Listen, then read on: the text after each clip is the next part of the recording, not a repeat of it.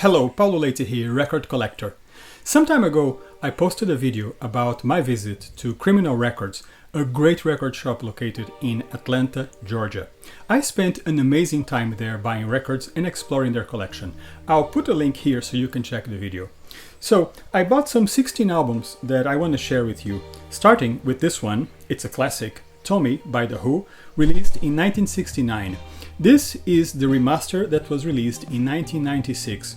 The original CD, the first CD version was available I think in 1984 on a double CD version, and this one is a single disc edition. It contains some differences to the sound that I actually like very much, and also some subtle changes to the artwork. The cover, which was created by Michael McInerney, originally was released with some photos of the band included on these black places here. But on this edition, they went to the original artwork that was created by the artist and also approved by the band. And also it contains the full triptych and also some artwork on the inlays with the original libretto, plus artwork from the program that was available when this was performed at the Met live on June 7th, 1970. So it's a beautiful album that deserves to be rediscovered and listened to many times. So it's an absolute classic. Next, I have for you another classic, Superfly by Curtis Mayfield, released in 1972. It's a soundtrack for the movie directed by Gordon Parks. Curtis Mayfield was a huge artist. I'm a big fan of his work.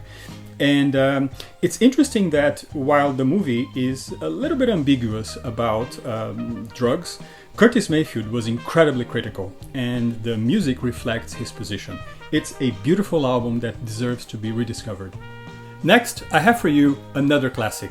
This is Fulfillingness' first finale by Stevie Wonder from 1974, the year I was born. This was released by Tamla Records, and it's a beautiful album from what is considered to be Stevie Wonder's golden period that includes albums like Inner Visions and Songs in the Key of Life. And it's interesting that a great number of very famous people contribute with back vocals on many of these songs, including Paul Anka, Syreeta Wright, Minnie Riperton, Jackson's Five, and also Denise Williams. And there is also a song called Bird of Beauty that contains some Portuguese lyrics provided by Sergio Mendes. And it's very funny because the song is beautiful, but the lyrics in Portuguese are completely incomprehensible. I'm Brazilian, so I have a hard time understanding what Stevie Wonder is singing. But anyway, it's a beautiful gesture and it's lots of fun. And the song is beautiful. Great album. One more thing. You are looking at the price here and you see $12. No, that's not what I paid. I paid $6. Next, I have for you Al Green, Full of Fire from 1976. I am a huge fan of Al Green and I have tons of his albums. And I was missing this one and the next one that I also bought there, the Belle album, and this one from 1977. They were both released by High Records, which is an independent record label that, oddly enough, still operates independently today. They have their own website, they make their own reissues of their catalog, and they released albums by Ann Peebles, Otis Clay, Ovi Wright, Quiet Elegance, which used to be a female singing group that was amazing during the 70s. They are very forgotten these days, but they deserve to be rediscovered. And it's interesting that it's one of those few record labels from the 60s and the 70s that haven't been swallowed up by the big groups like Universal Music, Warner Bros. Records, and Sony Music. It's amazing. Kudos to them for remaining independent. And I urge people to go to their website and buy their records. It's a great way to help independent record labels. Now, about Al Green, I am a huge fan of his work and I have lots of his albums. He always managed to have beautifully composed songs with beautiful orchestrations, and he has an amazing sound that is absolutely his own. And I have been a fan of his work for years. And the amazing thing is that he's still with us. So he's still alive and kicking. And I'm very happy that he's still with us. Long live Mr. Al Green. Next, I have for you, yes, another classic, 1984 by Van Halen. And this is a beautiful album that pretty much represents the 80s sound like few other albums can. David Lee Roth's vocals are off the charts.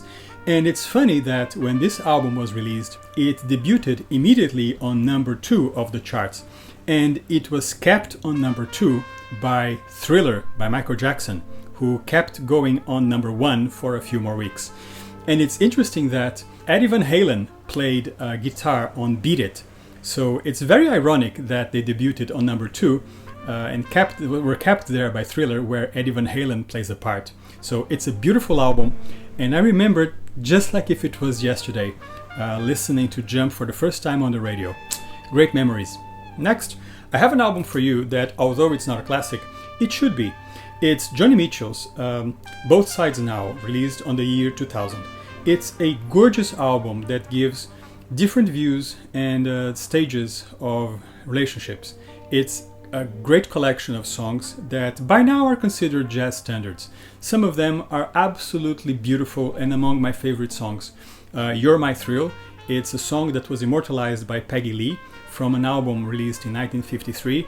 Also, You've Changed, a beautiful song immortalized by Billie Holiday from Lady in Satin 1958. Also, At Last, that beautiful song by Etta James, and many others, including another one that is a classic, I Wish I Were in Love Again by Rodgers and Hart. And also 2 songs by Joni Mitchell from her old catalog. A Case of You from Blue, 1971, and Both Sides Now from Clouds, 1969. It's a gorgeous album that deserves to be rediscovered. Next, I have an album for you that I'm sure is going to become a classic. Awaken My Love by Childish Gambino from 2016. I am a huge fan of Donald Glover. He is one of those Leonardo da Vinci types who excel on anything they do. He is a great actor, great comedian, great screenwriter, great musician, great composer, and great singer. And he can do anything he wants, and he is always amazing. How about that? And 3 singles were extracted from this album: Me and Your Mama, Red Bone, and Terrified. Red Bone, to me, is one of the best songs of the decade. And it's interesting that the song is inspired by another song that I love very much from this album by Bootsy Collins, 1976, I'd Rather Be With You. It's a gorgeous song that deserves to be rediscovered. He also, in this cover, he pays the homage to an album that I love very much, Maggot Brain by Funkadelic. It's an amazing album from 1971, I think. This is a beautiful album that deserves to be heard many times. So here we have it. Awaken My Love by Childish Gambino, 2016. Both Sides Now by Joni Mitchell, 2000. 1984 by Van Halen, 1984. The Belle album by Al Green, 1977. Full of Fire by Al Green, 1976.